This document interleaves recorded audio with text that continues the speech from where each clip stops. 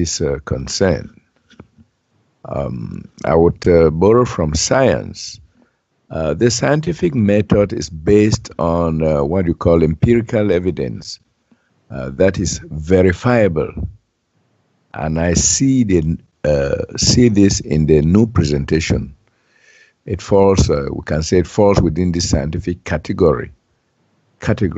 For instance, everyone who does the new song will have experiences on the real side with the real guides, which may be uniform or they may vary.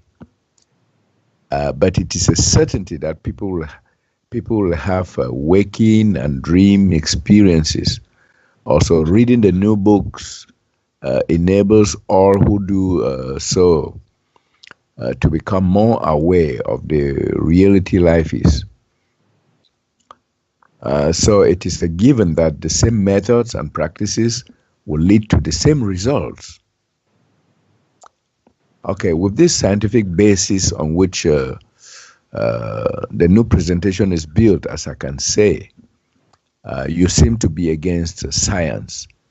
So have you an axe to grind with science?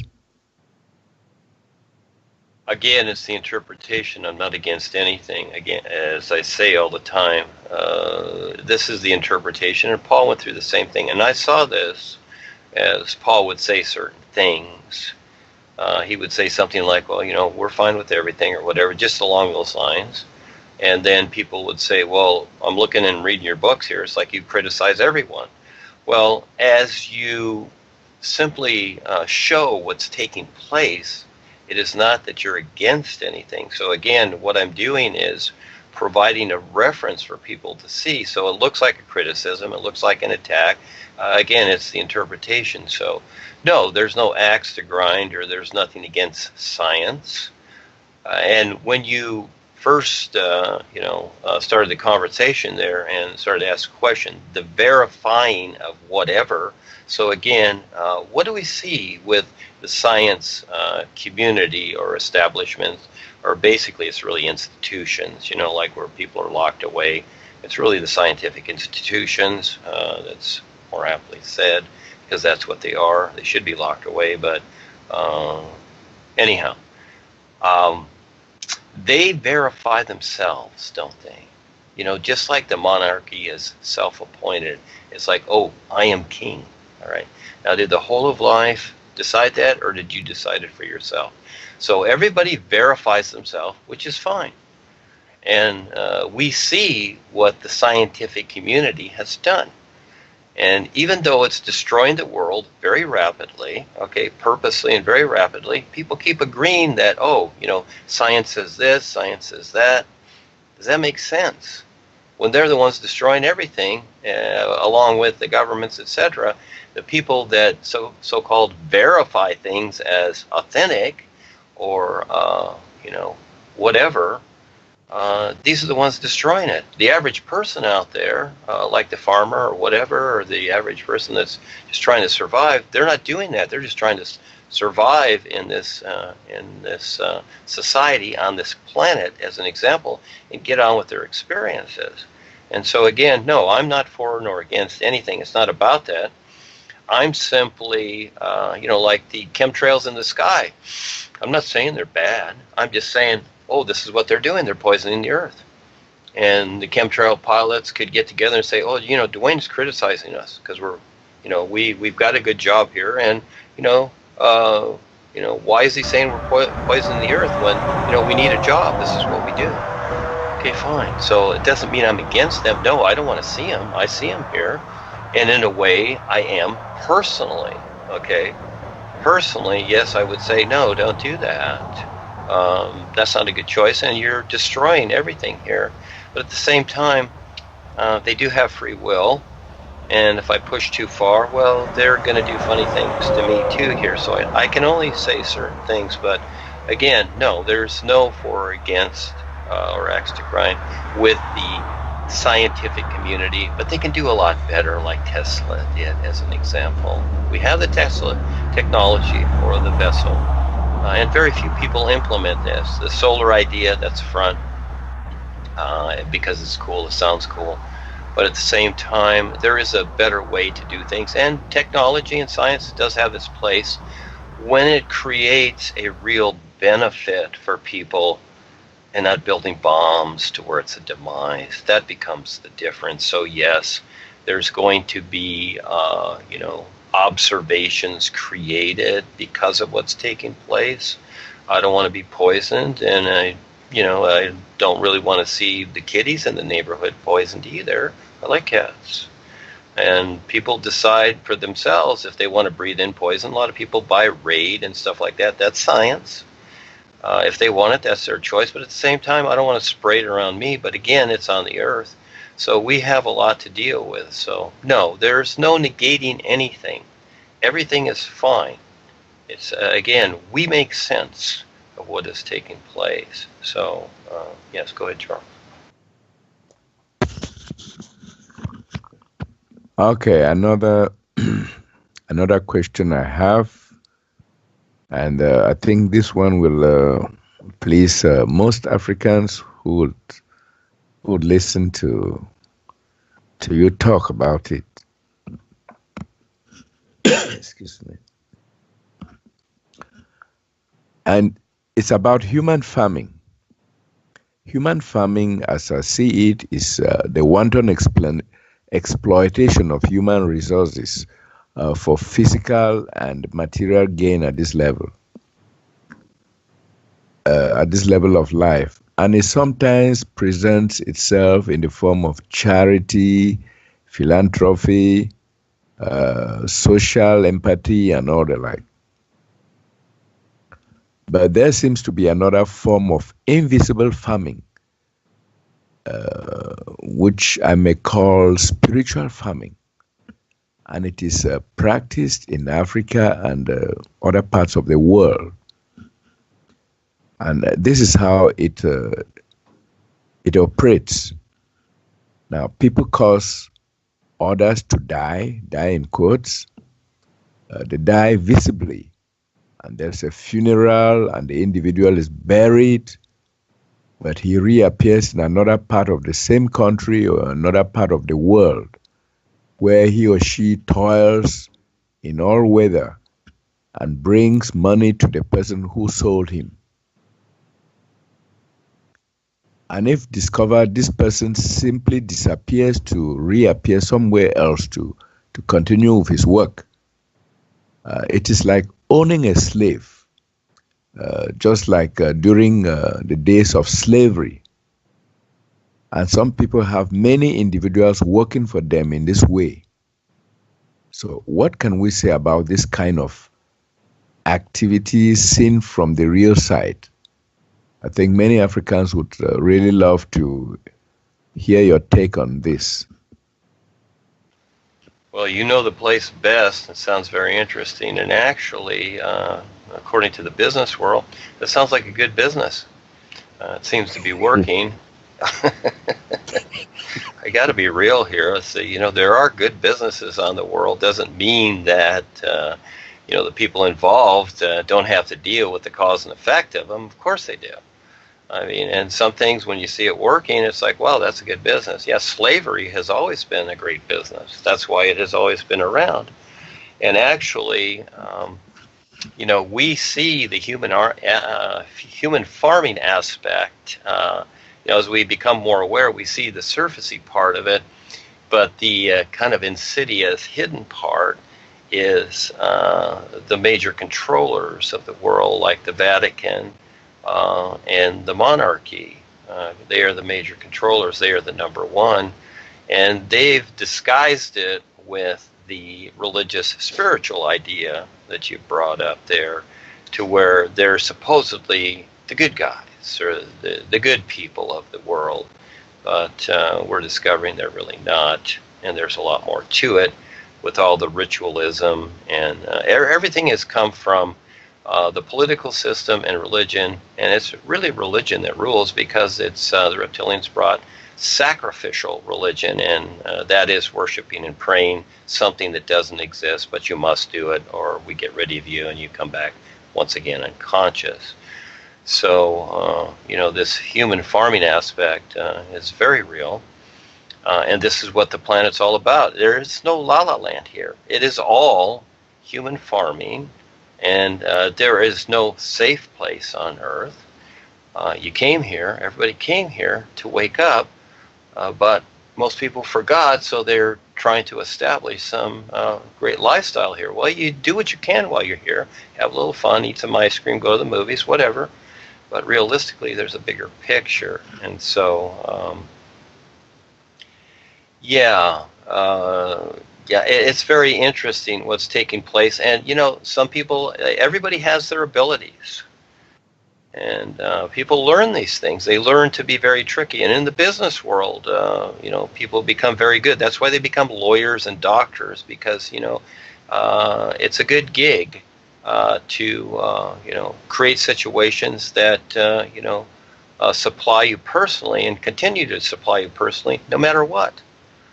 And so you see what's going on in Africa. It's a particular, this is where the voodoo idea came from and all these things. And again, it's a good business, but as we as worldwide educators provide more of the new you, etc., well, these things become exposed, and for the most part, and it is so that, you know, it always takes agreement. This is what people don't really realize, but once they do, they see, and that is they don't have to be afraid of this nonsense that's going on, this deception and distortion. They simply give up their agreement. Life recognizes this and it backs them. That's all. It's really that simple. You don't have to rebel. And if people want to decide to do their hocus pocus, pretty soon they're just going to be left to themselves, and poof, if they don't wake up, they're gone. Because just like the Wicked Witch and Wizard of Oz, you know, again, all it took is a little water and she started dissolving, but prior to that, she looked like she was in control of everything, and everybody was afraid, even her own little military band and whatever. But after that, they realized, hey, we don't need this gal anymore. You know, and it was all agreement. They gave up their agreement. It's like, wow, Dorothy's cool. She threw on the water, and this is what we're experiencing today. Little by little, people are waking up. So, yeah, again, it's a good business. This is a business world. The reptilians created the business world. You go back just a couple hundred years to the cowboy and Indian days. I'm always referring to that. The Indians, they didn't have a business. They didn't have standing armies. They didn't have money and all these things. Their association was with and relationship was with the all-natural environment that supported them, and they didn't destroy it. But today, you know, deception rules. And so dealing with it accordingly, but again, it's about agreement, and we know that. And so I dive right in. I dive right into everything, simply because it's fun to do so and see who wants to, you know, wake up, get real, and let's have fun creating something that does make sense. So there's going to be more and more agreement here with so many things. And Val has to, again, mute. Yes, we can hear you, Val. Thank you.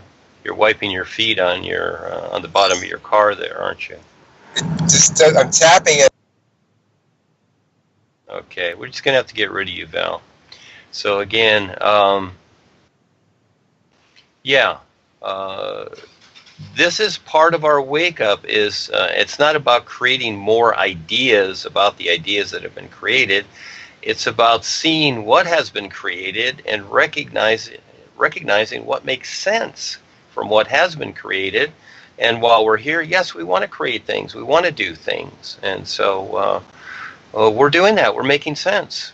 And we're meeting new friends that make sense too. Eventually, this is being to being. There's a bigger recognition here to where we surpass creation altogether. That's takes a while, but in the meantime, yeah, we're dealing with these things. And so in different stages, people are recognizing what's taking place, and we'll continue to do so. I would say as long as we're here, it's going to be so, because you know, the aliens underground and above ground, whatever, they're being rattled. And again, this is a place of agitation. So things are going to continually happen here, you know, from what is taking place, and especially the microwaves and everything that are destroying everything, the mind control microwaves. Everybody's very agitated. And, there are a lot of people here that are still in control that are creating the agitation, so we have to deal with it. So again, every day is survival and paying attention. And as you do, you start to recognize that the real value of yourself is your awareness and how clearly you see things, deal with it, and at the same time decide to step up and take the risk and do something real, like we're doing right now. And so, yes, Charles, thank you for bringing these things up. Go ahead. Yeah, Duane, you've really given it a very appropriate label. It's a form of business. I've never realized that, but from what you've said, I really see it is. Yeah, the guys who do these practices, they use the business front. They are doing some activity which is business. On the surface, you think they are doing some legal, normal and legal activity, but in the background, this is their main business. And in fact, I was to have been a victim of this business. I'm going to narrate a little story here. I was working in the French-speaking part of my country, and in a small town about 130 kilometers away from the capital, Yaoundé, by train. And so I knew this guy who was a businessman. Then one evening, as I came around, as I always used to do, it seems he had his plan about me. So I was to be his next victim. So he was going to sell me. So he told me that I should accompany him to see one other friend. And that was his appointment. That was the magician through whom he sold people. So when we arrived at the guy's house, immediately the guy started some magical tricks, doing something. So I was very, with the sense of adventure that I had, I reacted to something that he did. So he put he had a very long, fat needle. Then he put some thread into the needle and then pierced his mouth, and then the needle came out through the other way to the front part of his jaw. And I was scandalized. So he told me to come and pull the needle. So I pulled the needle. There was no blood. So I said, wow. So you're a really strong man. And that simple action I did was the connection I had got with his malevolent spirits or something like that. So that friend had succeeded to bring one person to be sold. So I started having all kinds of problems. I would sleep, and by the time I get up in the morning, I will see all kinds of letters on my bed in very exquisite handwriting from the Grand Master in a temple in India. I don't know how the letters came to be on my bed, and they would silence me, say I should keep quiet, I should not say anything, or I would die. Wonderful. So I was a prisoner, and I was one day, as 1 week into this incident, one other guy saw me as I was walking by day, and he called me and had a conversation with me. And it seems the guy was the guy is a seer. Yes, really a famous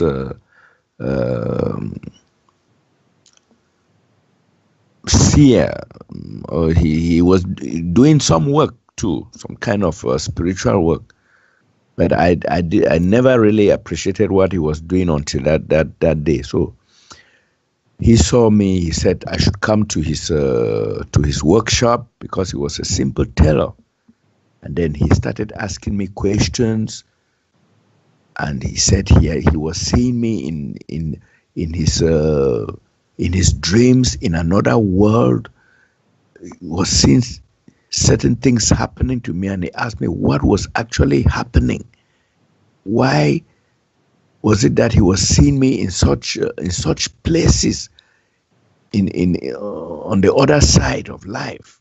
What was happening to me?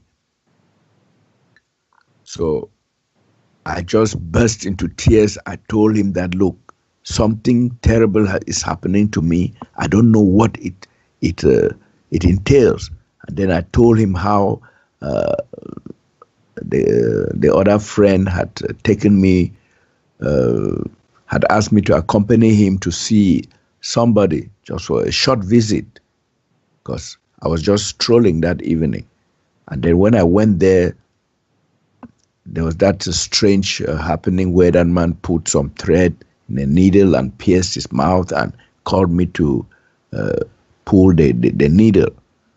So this guy told me that, look, I had just 7 more days to live, and that I should come and see him in the evening after his prayers. He was a Muslim. He's a Muslim. And so he told me to bring certain things, for him to do certain rituals to take me out of the hands of those evil people. So I brought the two cocks that he specified, some red. I don't know. Yeah, 2 cocks and then some other things which I've forgotten, and gave me the precise time to come. So I went there, and he did some ritual on me for 4 hours, from 8 o'clock to midnight.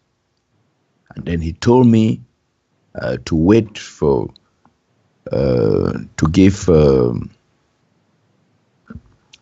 to wait and see what would happen in the next 7 days.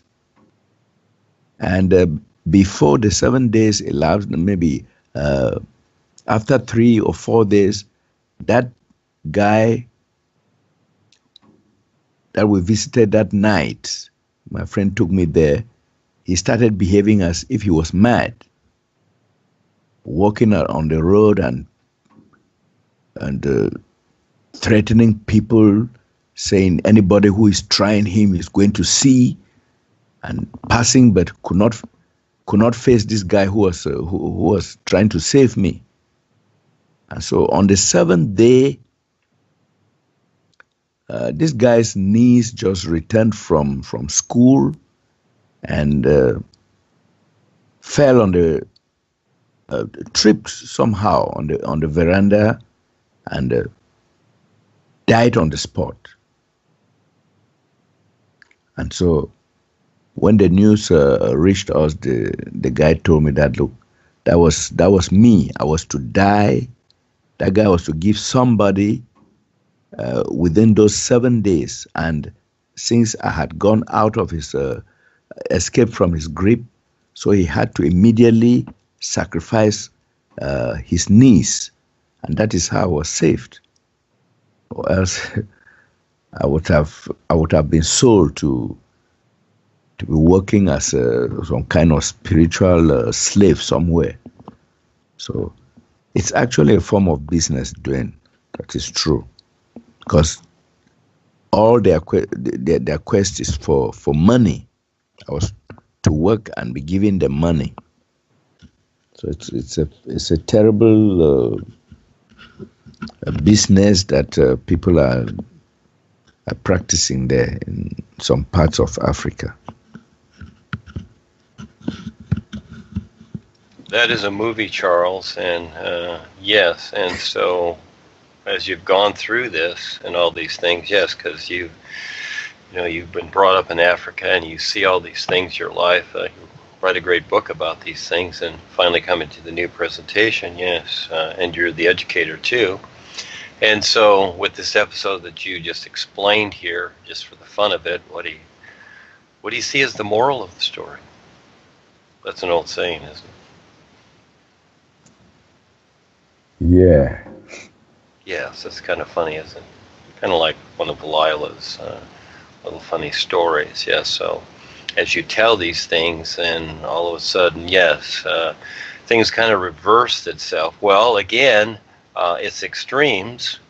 And these people are into extreme things, and they got to be ready. It's I warn them. I deal with these people all the time. And it's like, okay, are you sure you want to do this? Are you sure you want to have these attitudes and follow this so-called procedure that you're going through? Because again, the more extreme it is, they're just going to hit the wall faster. And you saw that. That's a real life experience. That's cool. You should write that out and share that. It's fun. Go ahead. Yeah, Duane, thank you. It was very scary.